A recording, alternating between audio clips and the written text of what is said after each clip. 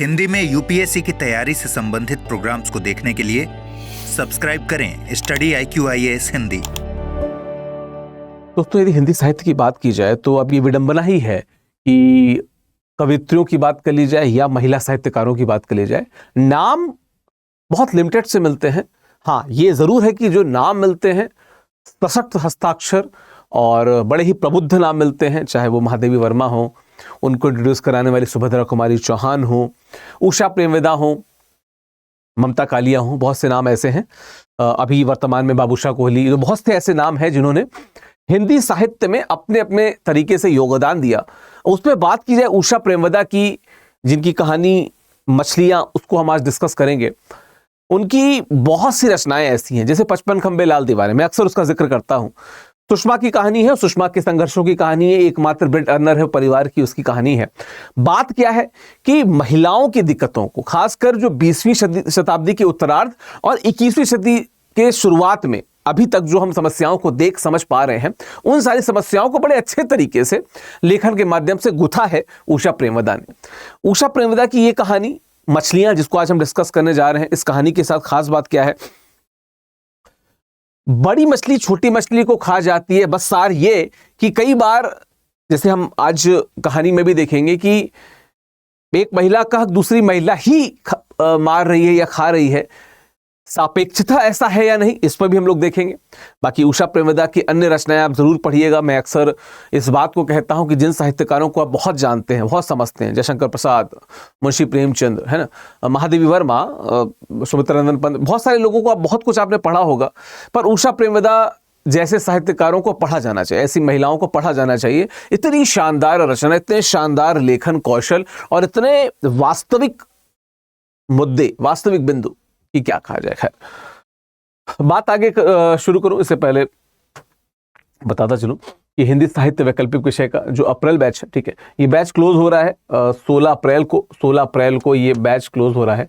तो अगर आप इस बैच से जुड़ना चाहते हैं तो आप मेरा कोड इस्तेमाल कर सकते हैं, आपको मैक्सिमम डिस्काउंट मिलेगा यहाँ पे, क्योंकि ग्रेट इंडियन फेस्टिवल सेल चल रही है इस समय। तो आप इस दौरान अगर आप चाहें तो हमारे इस बैच से जुड़ सकते हैं। ये कोड इस्तेमाल करेंगे तो मैक्सिमम डिस्काउंट मिलेगा। मैं आपको बताता चलूं, ये बैच नंबर 15 है, ठीक है, और हिंदी साहित्य के इतिहास से शुरू हो रहा है, ठीक है। 16 अप्रैल को इस बैच में अंतिम एडमिशन होगा, उसके बाद एडमिशन नहीं होगा, नए बैच आएंगे। आप चाहे तो तब जुड़ सकते हैं, और अभी चूंकि सेल चल रही है तो मैक्सिमम डिस्काउंट आपको यहां पे मिलेगा। खैर, उषा प्रेमवेदा की ये जो कहानी है मछलियां, बेसिकली दो महिलाओं की बात है, एक महिला प्रमुख किरदार, एक महिला द्वितीय किरदार, और फिर दो पुरुषों की बात है, और कैसे इक्वेशन, समीकरण बदलते रहते हैं, और अंततः ये कंक्लूजन आता है कि उसने एक प्ले देखा था जहां पे बड़ी मछली छोटी मछली को खा जाती है। वो उसे समझ में आता है कि वो एक छोटी मछली है और उसको बार बार कोई बड़ी मछली खा जाती है। खैर, परिचय क्या है, उषा प्रेमवेदा की प्रसिद्ध कहानी है, नई कहानी आंदोलन का हिस्सा है, आधुनिक समाज में स्त्री पुरुष संबंधों, भावनात्मक संघर्षों, स्त्री की आत्मनिर्भरता की खोज को दर्शाती है। कहानी में प्रतीकात्मकता और यथार्थवाद का गहरा प्रभाव है। अगर मैं बहुत शॉर्ट में आपको बता दूं तो विजी की कहानी है, और विजी मनीष को पसंद करती हैं, मनीष से शादी तय होती है, फिर मनीष पीछे हट जाते हैं, मनीष को कोई और पसंद आ जाता है। मनीष के जो मित्र होते हैं, जो विजी को सबसे पहले पिक करने आते हैं, बाद में वो उनकी मतलब विजी को पसंद करने लगते हैं। ये मैं इसकी पृष्ठभूमि के तौर पर बता रहा हूँ। वो विजी को पसंद करने लगते हैं, विजी को प्रपोज भी करते हैं, पर उनको लगता है विजी को कि मनीष वापस आ जाएंगे, पर मनीष वापस आते नहीं हैं। और जब ये वापस उनके मित्र के पास जाते हैं, तब तक वो मित्र जो है, जो उनका जो मित्र है, आप यहाँ पे देख सकते हैं, नटराजन की बात मैं कर रहा था, विजयलक्ष्मी, नयनतारा मुखी, जिनसे मनीष बाद में प्रेम करने लगते हैं। और बाद में जो नटराजन होते हैं, नटराजन के पास जब दोबारा विजी आती है, तब तक नटराजन भी अपना रास्ता बदल लिए होते हैं। फिर नटराजन से वो पैसा मांगती हैं, नटराजन उनको पैसा देते हैं, वही पैसा लेके वो नयनतारा मुखी के पास आ जाती हैं, और फिर वहाँ पे मुखी नाराज हो जाती हैं नटराजन से, और फिर कि अल्टीमेटली जो मछली है, जिसको बड़ी मछली खाने की कोशिश करी, वो रिवेंज कैसे लेती है, वो इसमें देखने को मिलता है, ठीक है। तो फिर से बता देते, विजयलक्ष्मी साधारण भारतीय युवती जो पारंपरिक मूल्य में विश्वास करती हैं, लेकिन आधुनिक जीवन की चुनौती से जूझती हैं, ठीक है। नयनतारा एक धनी परिवार की आधुनिक स्वतंत्र विचारों वाली महिला, जैसे आज के समय में जो एक टर्म कॉइन कर दिया जाता है महिलाओं के साथ में ना कि ये बड़ी आधुनिक है, बड़ी नए विचारों वाली है, मॉडर्न जिसको कह दिया जाता है, तो उस विचारधारा की महिला है ये, ठीक है। नटराजन ये इनके जो मनीष हैं, जो विजय लक्ष्मी के मंगेतर रहते हैं, ठीक है, उनके मित्र हैं, सरल हैं, स्नेही हैं, स्वभाव वाले व्यक्ति हैं, स्नेही स्वभाव वाले। बीजी के मंगेतर हैं मनीष, और विदेश में रहते हैं और धीरे धीरे उससे दूर हो जाते हैं, तो ये जगह भी बदलते रहते हैं, महिला भी बदलते रहते हैं, कुछ रसिया स्वभाव के रहते हैं। ऐसे स्वभाव की विजय लक्ष्मी नहीं रहती है, इस कारण लास्ट तक वेट करती है कि मनीष आएंगे, लेकिन उस चक्कर में एक प्रेम जो बीच में नटराजन के रूप में है वो भी दूर चला जाता है। खैर, कहानी की शुरुआत क्या होती है, विजय लक्ष्मी बिजी के जीवन पे केंद्रित है, मनीष से जुड़ी हुई है। मनीष विदेश चला जाता है और बिजी को पत्र लिख के बुलाता है, पहले जाना नहीं चाहती हैं, फिर जाती हैं। बिजी अपनी उम्मीदों और सपनों के साथ विदेश जाती है, लेकिन वहाँ उसे मनीष की उदासीनता का सामना करना पड़ता है। फिर मतलब मनीष पहले बुलाता है, फिर इग्नोर करता है, फिर मनीष चले जाते हैं मैक्सिको। फिर जो इनके मित्र हैं नटराजन, ठीक है, जो मनीष का मित्र है, साधारण स्नेही व्यक्ति हैं, वो बिजी को एयरपोर्ट में से रिसीव करते हैं, ठीक है। और लेकिन जो मनीष थे वो ऑलरेडी मैक्सिको चले गए थे, वो जगह छोड़ के चले गए थे, ठीक है। मुखी, इस दौरान एक और महिला है मुखी जिनका नाम यहाँ पे मैंने बताया नयनतारा मुखर्जी, इससे मुखी हो गया। मुखी क्या थी कि आधुनिक मॉडर्न महिला, मॉडर्न ख्यालात वाली। मनीष उनको पसंद करने लगते हैं बेसिकली, बाद में नटराजन भी पसंद करने लगते हैं उनको, ठीक है। तो आधुनिक महिला है जो कॉलेज की छात्रा है और अपने स्वतंत्र व्यक्तित्व के कारण मनीष को आकर्षित करती हैं, जबकि इन मनीष की ऑलरेडी बिजी से, ठीक है, जो बिजी हैं इनसे ऑलरेडी एंगेजमेंट हो चुकी थी, ठीक है। बिजी का संघर्ष क्या है, विदेश पहुंचने में बिजी को पता चलता है कि मनीष अब मैक्सिको चला गया है। मनीष की उदासीनता और मुखी को उसके प्रति आकर्षण से जो बिजी है वो भावनात्मक रूप से टूट जाती है। देखो, आप किसी को पसंद करो, आप बहुत सपने सजाए हो, और वहां जाके पता चले कि वो आपके प्रति उदासीन है, आपको जिसको रिसीव करना था वो छोड़ के कहीं और चला गया है और किसी अन्य महिला के प्रति आसक्त हो गया है, तो बुरा लगेगा। वही कहानी है। नटराजन जो है वो बिजी को मानसिक सहारा देने के लिए उसके घुमाने ले जाता है, वो उसकी स्थिति को समझता है और उसकी मदद करने की कोशिश करता है। धीरे धीरे नटराजन बिजी के प्रति आकर्षित होने लगता है। जाहिर सी बात है कि कई बार एक शब्द होता है, कंधा कहते हैं, कई जगह नकारात्मक रूप से इस्तेमाल होता है, कई जगह सकारात्मक रूप से इस्तेमाल किया जाना चाहिए, ऐसा मुझे लगता है। दरअसल हर व्यक्ति जो टूटता है, एक कहानी टूटना भी है, उसको भी लेके आऊंगा। दरअसल जो व्यक्ति टूटता है, हर टूटने वाले व्यक्ति को किसी सहारे की जरूरत पड़ती है, वरना वो बहुत टूट के बिखर भी जाता है। ऐसे में जब बिजी टूटती हैं तो उनके लिए नटराजन आते हैं। नटराजन खड़े रहते हैं। नटराजन के मन में बिजी के प्रति प्रेम भी उमड़ता है, जो आप पीछे देख सकते हैं, आकर्षित होने लगता है, ठीक है। अब है क्या कि नटराजन अपने मन की बात बिजी से कहता है, ठीक है, इसको थोड़ा ऊपर कर देता हूं, ठीक है। अपने मन की बात बिजी से कहता है, वो उसे विवाह का प्रस्ताव देता है, पर बिजी तो अभी भी मनीष के प्रेम में थी, ठीक है। लेकिन बिजी असमंजस में ही होती है, वो प्रस्ताव ठुकरा देती है क्योंकि वह अभी भी अपने आत्मसम्मान और स्वतंत्रता को प्राथमिकता देती है, और उसे लगता है कि शायद मनीष वापस से लौट के आएगा तो मैं उसके साथ खुश रहूंगी, जो कि होता नहीं है, ठीक है। मुखी क्या है, मुखी के कारण मनीष ने पहले ही बिजी को अस्वीकार कर दिया था। अब नटराजन भी मुखी से विवाह करने का निर्णय लेता है। यह निर्णय बिजी को एक नए मोड़ पे ले आता है। क्यों? क्योंकि बिजी को जब ये लगता है कि मनीष आएंगे, मनीष आते नहीं है, वो वापस नटराजन के पास जाती हैं, तब तक नटराजन भी उसी मुखी के साथ शादी करने की बात करने लगता है। तो एक ही टाइम पे, एक ही महिला के कारण दो पुरुष जो बिजी के जीवन में अलग अलग समय पे आए, दोनों विमुख हो गए बिजी से। यहां पे ही वो कहानी को याद करती है और मछली की कहानी को बस होती, ठीक है। कहानी में बिजी के चरित्र के माध्यम से नई नारी की छवि उभरती है। वह अपनी परिस्थितियों को स्वीकार करती हुई आत्मनिर्भर बनने का निर्णय लेती है। वह किसी पर निर्भर रहने के बजाय अपने ही जीवन को खुद चुनने का साहस दिखाती है। भावनात्मक अंतर्द्वंद क्या है? कहानी में प्रेम, त्याग, सामाजिक दबावों और आत्मसम्मान के बीच में पात्रों के मनोवैज्ञानिक संघर्ष दिखाए गए हैं। बिजी अपने भीतर चल रहे भावनात्मक द्वंद्व को शांतिपूर्ण तरीके से हल करती है।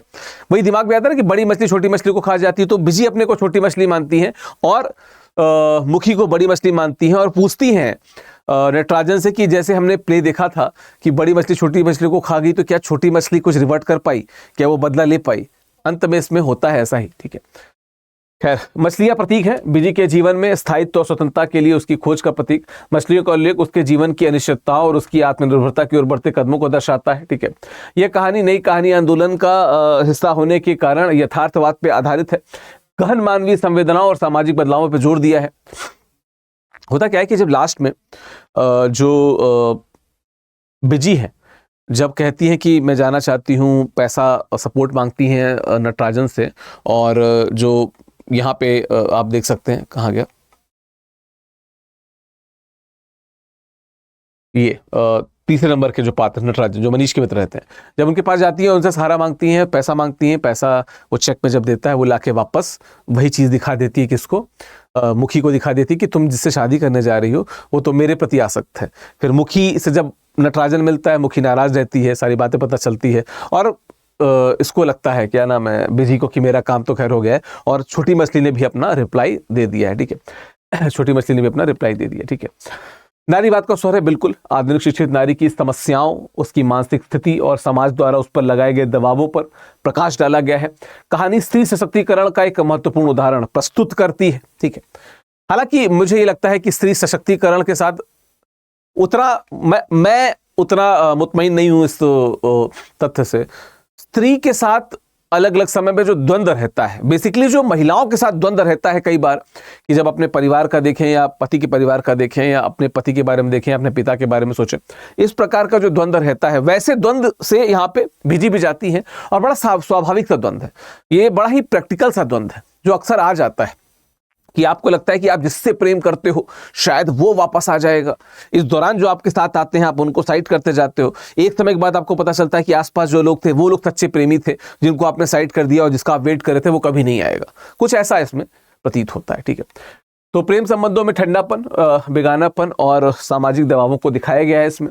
पात्रों के बीच में संवाद उनकी भावनाओं और उनके निर्णयों को क्या करता है, स्पष्ट करता है, ठीक है। सभी पात्र स्वाभाविक हैं, उनके अंतर्द्वंद और उनके संघर्ष यथार्थवादी तरीके से प्रस्तुत किए गए हैं। हर पात्र अपने व्यक्तित्व में पूर्ण रूप से विकसित दिखाई देता है, ठीक है। वातावरण की बात कर ली जाए तो कहानी में विदेशी परिवेश व पारिवारिक जीवन की सटीक अभिव्यक्ति हुई है। लेखिका ने वातावरण निर्माण में गहराई से काम किया है जिससे पाठक पात्रों के साथ जुड़ सके हैं, ठीक है। लेखिका की शैली किया जाए तो उषा प्रेमवदा ने तटस्थ दृष्टि, व्यंग और कलात्मक संयम का सुंदर समन्वय किया है। उनकी भाषा सरल लेकिन प्रभावशाली रही है। 55 खंबे लाल दीवाने पढ़िएगा, उसमें भी बहुत सारी चीजें इससे जुड़ती हुई मिलेंगी आपको, ठीक है, जिससे पाठकों पर गहरा प्रभाव पड़ा है। इसका अंततः हम क्या कह सकते हैं कि अंततः बिजी आत्मनिर्भर होकर अपनी जिंदगी चुनने का निर्णय करती है। वह किसी प्रकार की निर्भरता या सामाजिक दबावों से मुक्त होकर अपने आत्मसम्मान को प्राथमिकता देती है। संदेश क्या है? मछलियां हमें सिखाती हैं कि जीवन में कठिनाइयों के बावजूद आत्मसम्मान बनाए रखना महत्वपूर्ण होता है। यह कहानी प्रेम, त्याग, सामाजिक मान्यताओं पर सवाल उठाती हुई स्त्री सशक्तिकरण का संदेश देती है।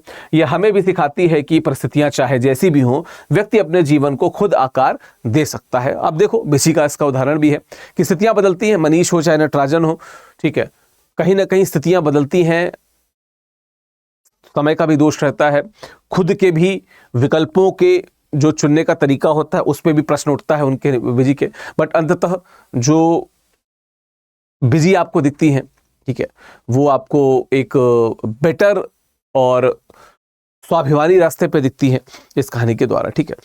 तो हिंदी साहित्य का जो मेरा बैच, इसकी मैं बात कर रहा था, ये बैच जो है ये शुरू हो रहा है किससे? ये शुरू हो रहा है, एक मिनट मैं ऐसा बता देता हूं, हिंदी साहित्य के इतिहास से शुरू हो रहा है। हिंदी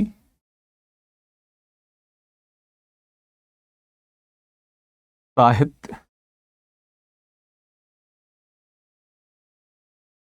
ये इतिहास से शुरू हो रहा है, ठीक है। ये जो बैच है, ठीक है, ये कौन सा बैच है? अप्रैल बैच है, ठीक है, ठीक है। 16 अप्रैल लास्ट डेट है, 16 अप्रैल लास्ट डेट है इस बैच से जुड़ने की। विकास लाइव वो कोड है जिससे आपको मैक्सिमम डिस्काउंट मिलेगा। विकास लाइव कोड से आपको मैक्सिमम डिस्काउंट मिलेगा, ठीक है। मेरी ईमेल आईडी क्या है? मेरी ईमेल आईडी है vikas.singh@studiiq.com। आप यहाँ पे मुझसे कांटेक्ट कर सकते हैं। अदरवाइज ये मेरा टेलीग्राम चैनल है, स्कैन करके @official विकास पे भी आप जुड़ सकते हैं, @official विकास पे भी आप जुड़ सकते हैं, स्कैन करके भी जुड़ सकते हैं, और आपका तरीका कि आप मेल से जुड़ सकते हैं, ठीक है। बाकी हिंदी साहित्य जुड़ने की डिटेल मैंने यहाँ पे आपको दे दी है अप्रैल बैच पे। इस कोड को इस्तेमाल करना ना भूलें, ठीक है। इस कोड के इस्तेमाल के साथ साथ आप स्टडी IQ विजिट करके भी इस बैच के बारे में PDF डाउनलोड करके क्या फीचर है, क्या प्रोसीजर है।